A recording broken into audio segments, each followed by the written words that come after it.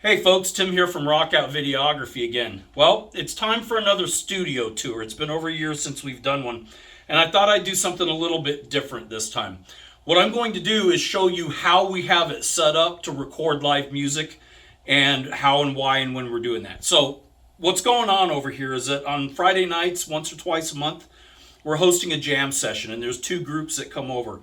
It starts off in the evening with Quincent and Samuel's teenage friends. It's the beginners. They come over here and they start playing. And as the evening goes on, some more experienced players, in some cases the parents, show up. And the jam session continues late into the night. And some of the kids continue and play with the adults. So our goal, and this is a work in progress, is to figure out how to mic and set everything up so that we can record these jam sessions. And we're also taking video as well. And we'll talk a little bit about that. All right. So I'm going to take you around, and hopefully this might help some of you if you've got a desire to do recording at home. This will give you some ideas of what you can do. And some of you experienced folks out there might be able to point out that there's a better way for me to do some of this. And we welcome that in the comments. So here we go. So to start off with, we have this Yamaha MX49 keyboard. It doesn't have weighted keys, but it does sound really good. And what we're doing with this is we're taking the mono output right here from an instrument cable, and we're going to a direct box. And from there, we're taking an XLR over to the Stage Snake. And we also go out to this small monitor right here, which is 100-watt Cool Music battery-powered monitor, and it does a great job. It's more than loud enough for this keyboard. And so we'll talk about real quick, since we're talking about how this is hooked up, is there are two Stage Snakes that are on this drum riser right here. They're both 8 channels for a total of 16, and one of them has 4 1/4-inch returns. So I just keep that XLR cable and the DI box hooked up to this snake all the time. And when I want to hook up the keyboard, I just throw it down and boom, there we go. So over here, I have a small PA system. So this was the original 4-channel, just inexpensive PA that I bought like maybe 15 years ago, just so we could have vocals in here when we were playing or practicing. And what we're doing with it during these jam sessions is we're running a drum machine into it through an instrument cable here.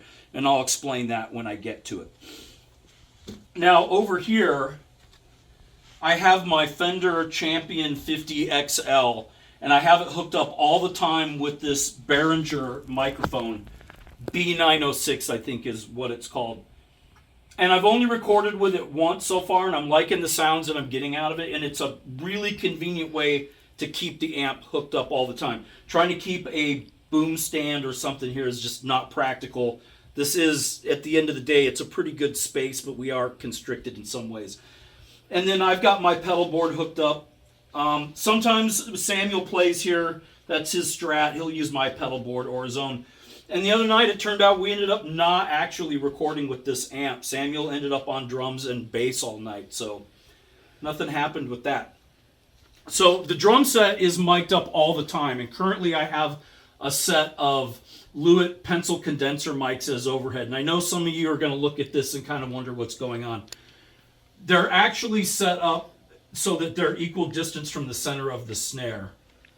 Now, with the bleed in this room, I suspect that at some point I may switch those out for some dynamic microphones. I have some Audix i5s, a pair of them that I've used in live recordings at gigs, and they actually, you bring them down a little bit and they will pick up less bleed and still get a good drum sound. But for right now, I'm interested in how they are picking up the whole room.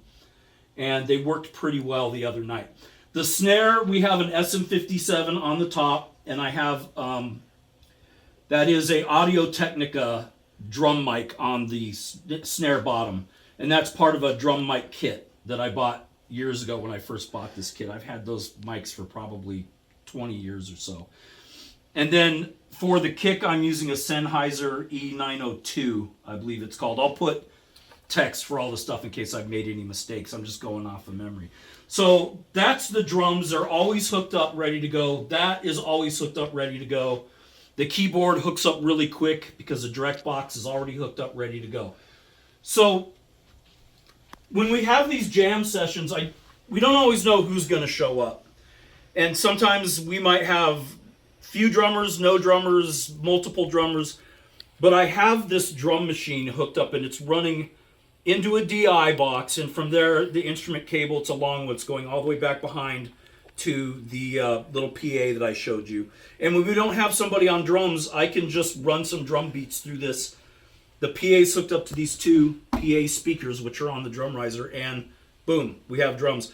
I also have a cable hooked up so I can connect my phone to this. I have a drum loop app on my phone that I can also use for beats if I want to.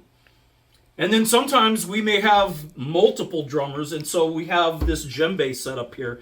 I recently bought this stand. We'll do a review on this. It's worked out really well. This was like the most affordable way to have a stand that was collapsible, that didn't look like a plant holder. And I've added this tray to it right here, which is handy, and it holds our tambourine.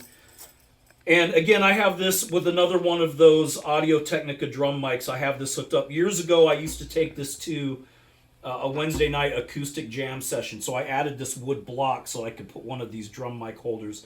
And then we can tilt this up if somebody just wants to do tambourine over here or something. But this is got a short XLR cable, and then I have it labeled at the other end. And when I want to put this thing over here, I just connect them together. The bass, we're using my old Ampeg SVT2 bass amp pretty much all the time. We have a Fender Rumble 30, which we can still use, but lately, why not? I've got it, so we're using it. And what I do is that whenever I'm not at practice, whenever I'm at home, I just keep my pedal board here on the drum riser, and I'm running an instrument out from my pedal board from the Sans amp at the end of my chain into here.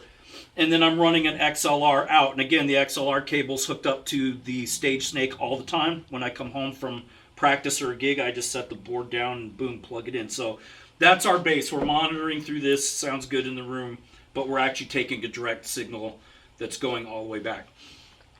So another thing that happens sometimes is, like I said, there's some young people that are coming over here, and one of them in particular only has a small practice amp. So what I do when he's over here is I basically make an amp for him. And what I'm doing is, again, I'm running this battery pedal power supply into a tuner. I'm using the Joyo California sound pedal, and then into a reverb. And again, this is going to a DI box where the signal's being split. It's going to another one of these cool music monitors. Again, more than loud enough. And I was running a XLR just directly into the direct box. So we're just getting a direct guitar signal through an amp sim type pedal. Later on in the evening when my friend Jimmy came over, I disconnected that XLR. The other guy wasn't playing through this anymore. And I mic'd up Jimmy's amp. So I've got several of these. This is a Digital Reference DRI 100 instrument mic. It's similar to an SM57. It doesn't sound exactly like one, but it sounds really good. I've been using these things for like over 10 years now on guitar cabinets, and I've been using them. I've used them on snare drum. They're really good mics, and they were super cheap. It's ridiculous how cheap they were. So that was set up, and then you can see here we have one vocal mic on a boom. We had another one here on a straight stand so that people could sing.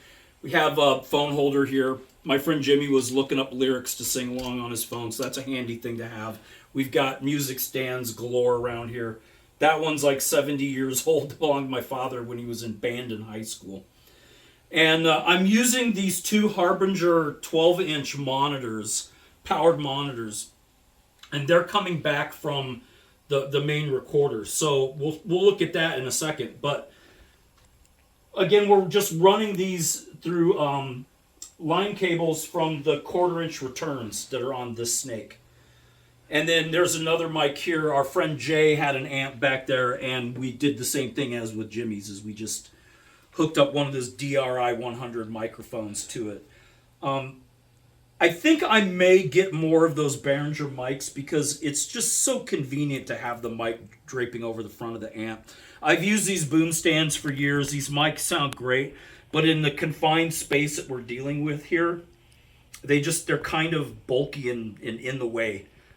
More than once I had to reposition a mic the other night because somebody bumped into it when they were walking around or backed into it while they were playing. All right, so again, everything is running into these 16 these 16 inputs on these two 8-channel snakes, and they're running back all the way to the desk. So let me show you what's going on here.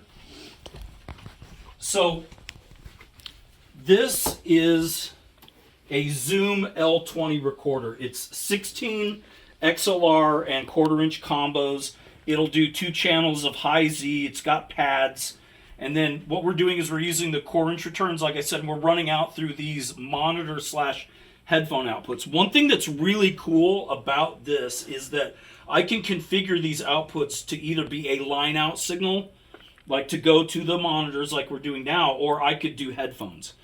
And then again, at the other end, I can take one of these and I have a headphone mixer that we can split it even further down at that end. So we could do a recording where we only had vocals, maybe put the singer down the hall, have the drums going, and everybody else is going direct and then monitoring themselves through headphones. We have enough headphones.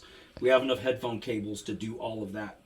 So once we've recorded up to 16, actually 20 tracks if you count these other inputs, we then can take the flash drive out and then I can put it into my computer, and then I'm running Studio One version 6 Pro and I'm running HitFilm for video editing. So I can take that flash drive and I can put it in here, put it on the computer, and this PreSonus 1818 VSL, this 8-channel interface is what's running Studio One. And then from there, for any recording project, if I wanted to, I could then add up to 8 more tracks into this at a time. I have a Pro MPA2 preamp here, dual channel. I got 2 channels because if I want to run overhead mics through that, I can. We can do vocals through it. And then I have this old Alesis MIDI Verb 3 from the 90s as an effects rack. So that's basically our setup. When I'm working in here during the week, I usually have things set up a bit differently. The keyboard gets put away. I have more space. And those of you that watch our videos, you'll kind of see what it looks like when I'm in here. And we have an earlier studio tour from a little over a year ago that kind of shows how it's the other way it's set up. So I hope you enjoyed the video. If you would like to hit that subscribe or like button for us, that's super appreciated. That helps out the channel a bunch. And although I'm not wearing one right now, we do have some cool nerdy t-shirts in our merch store. So I hope you found the video entertaining and educational. Leave some comments. Let us know what you think about what we're doing here, whether you found any of this useful for an idea or project that you have, or whether you think I'm totally out of my mind and I should do something a different way. I'm up to advice from anyone. All right, until next time, have a great day. I forgot to talk about video. I used a few of my Canon G50s in this. I like this ball mount from Nice Rig here that clamps onto this pole. And I've got some older Canon cameras too. And it's just a matter of placing them around the room and figuring out where people should stand. We'll figure it out.